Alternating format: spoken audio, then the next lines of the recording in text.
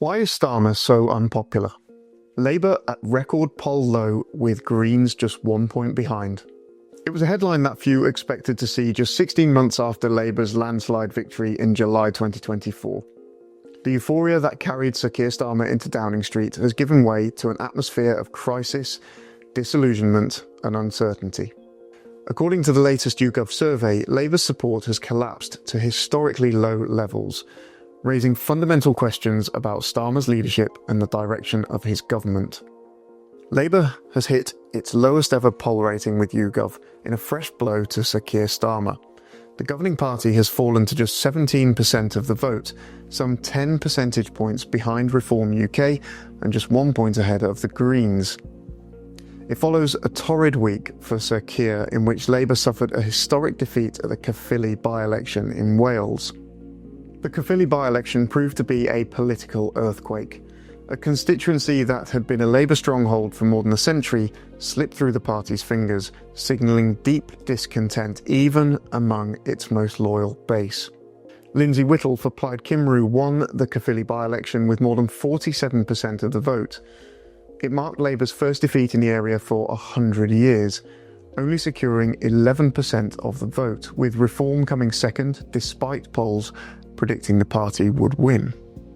For Labour, this was not just a local loss, it was a symbolic collapse. The first defeat in a heartland constituency for a century sent shockwaves through the party. Caerphilly had represented the historic backbone of Labour's connection to the working class. To lose it now, so soon after winning a national landslide, underscores how rapidly that connection is fracturing. The by-election defeat is now being compounded by the devastating YouGov poll results, which confirm that the discontent is not isolated but nationwide.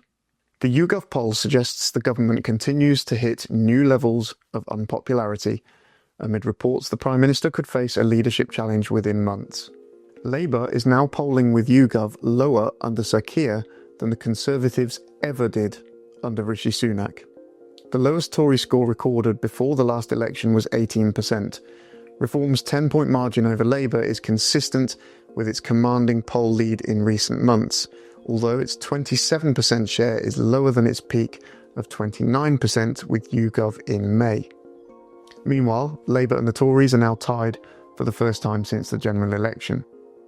The parties are in joint second place on 17%, meaning that support for Sir Keir's party has halved since the 2024 general election, when it won 34% of the vote.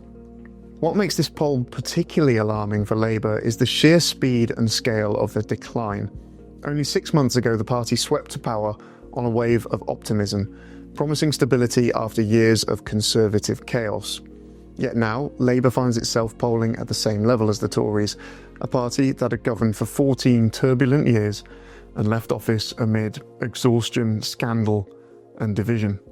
The Conservatives had been discredited by controversies such as Partygate, breaches of the ministerial code and repeated tax scandals.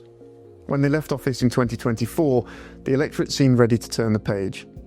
For Labour to find itself tied with them in the polls so soon after such a decisive victory exposes just how turbulent Labour's first 16 months in government have been.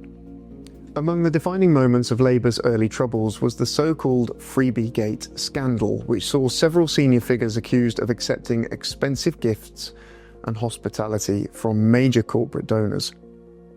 Though some within the party dismissed it as media exaggeration, it played directly into a growing perception that Labour had abandoned its pledge to be a government of integrity and transparency.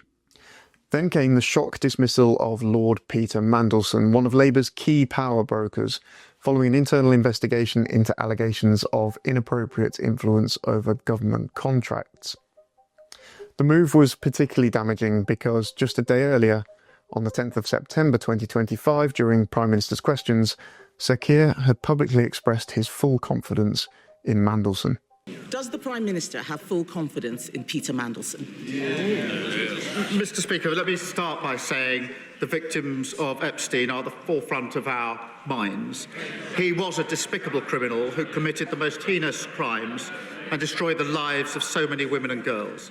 The Ambassador has repeatedly expressed his deep regret for his association with him. He's right to do so. I have confidence in him, and he's playing an important role in the UK-US relationship. His abrupt sacking of Lord Peter Mandelson on the 11th of September, a day after stating he had full confidence in Mandelson, made Starmer appear indecisive and politically vulnerable, raising questions about his judgment and his grip on his government. For many, these controversies echoed the sleaze and cronyism that had plagued previous Conservative administrations, eroding the sense that Labour represented a genuine break from the past. Undeniably, there are now serious questions about Sir Keir Starmer's ability to steer the party forward. Veteran journalist Andrew Neil summed up the sentiment on social media, writing in response to the record low polls, "Hard to avoid the conclusion that Keir Starmer is living on borrowed time." Even among his own supporters, patience is wearing thin. Andrew Marr wrote in The New Statesman on October 22nd, "I thought Labour would fix everything. I was wrong." In his piece, Marr expressed deep frustration at the government's performance, writing, "The post-war British political establishment is collapsing. The Conservatives threw themselves into a death spiral last year, though it had been a long time in the making.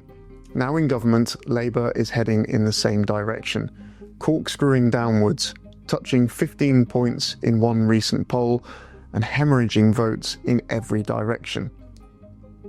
Marr's disillusionment reflects a broader national mood of disappointment. To put this into perspective, here's a clip of Andrew Marr shortly after Labour's landmark election victory in 2024. Notice the stark contrast in his enthusiasm then compared to now.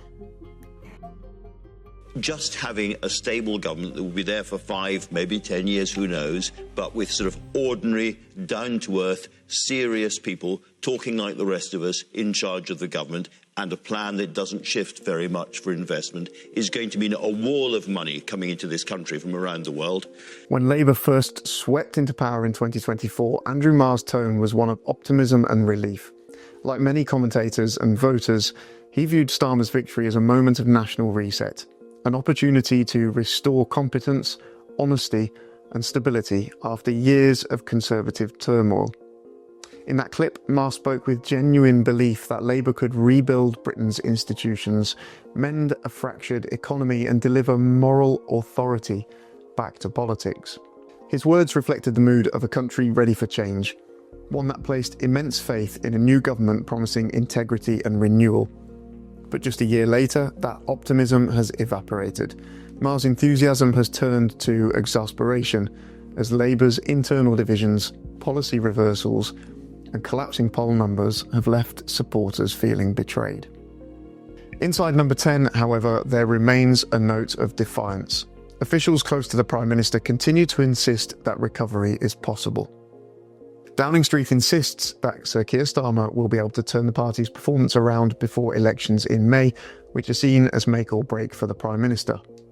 Even before those crucial May elections, Labour faces another major test, one that could shape the entire political landscape heading into spring: the autumn 2025 budget, scheduled for November 26th. It's already being described as the most anticipated and potentially the most perilous fiscal event in years. Chancellor Rachel Reeves is under immense pressure to fill what economists have called a £25 to £30 billion black hole in the public finances. Yet her hands are tied. Labour's manifesto promised not to raise income tax, VAT or national insurance, the three main levers of revenue. That leaves few options other than politically explosive measures, such as changes to capital gains tax, property levies, pension relief or inheritance tax. Inside Westminster, there is an unspoken fear that whatever Reeves unveils could ignite a public backlash on a scale unseen since the austerity budgets of the early 2010s. Reports already suggest that Treasury officials are considering stealth taxes, such as continuing the freeze on personal allowances, which would quietly push millions into higher tax brackets as inflation persists.